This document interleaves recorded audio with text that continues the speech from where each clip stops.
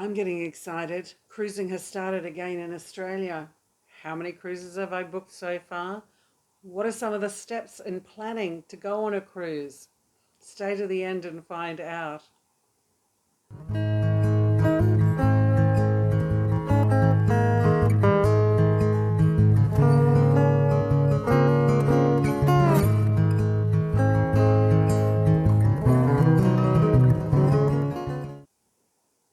Hi, Jules Cruise Companion.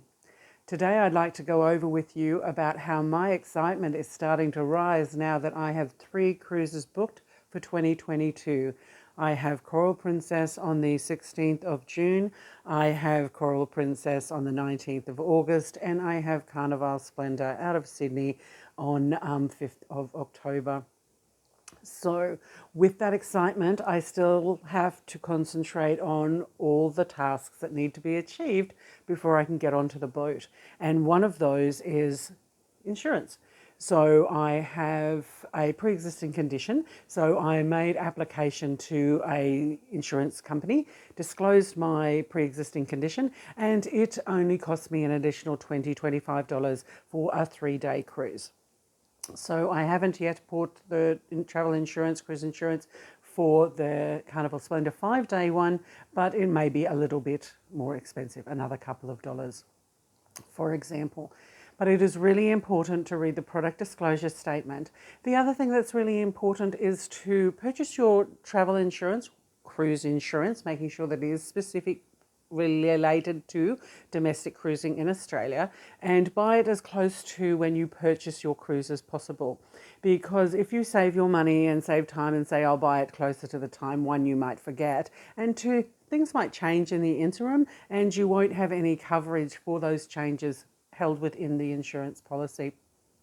So that's why it's really important to purchase your travel insurance, cruise, designated cruise domestic travel insurance, at close to the time when you're purchasing your cruise and paying it off completely.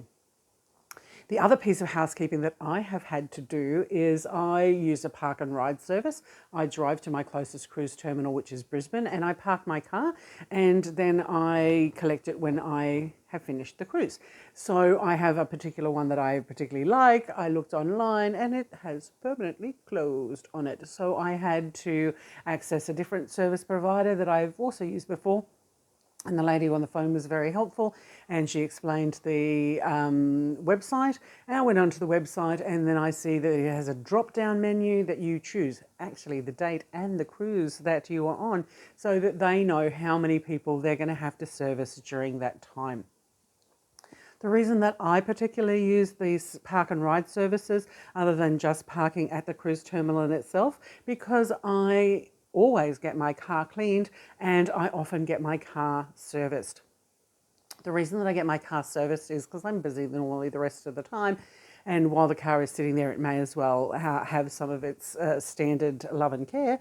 And these companies have links to national chains such as Bow Repair or Ultratune or those type of national car servicing providers, and they will have the car serviced for you, or any other thing that you want doing.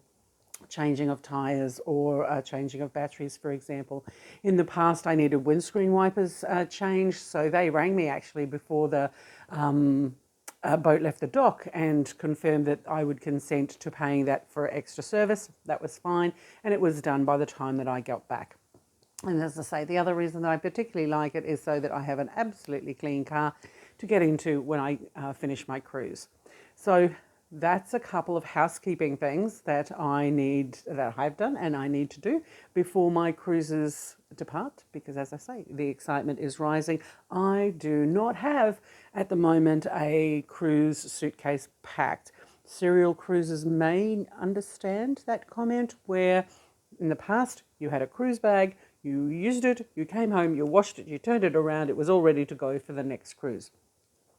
It's been over 2 years since my last cruise, so I do not have a designated cruise bag yet, so I'm going to have to get that organised. I have had some land content, but that's a very different set of clothing that you need for a land content than you do for cruising.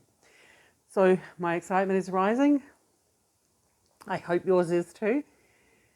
If you like what you see, like and subscribe. Put a comment down below and tell me how you're going with the excitement rising within Queensland and Australia for the 2022 cruise season opening.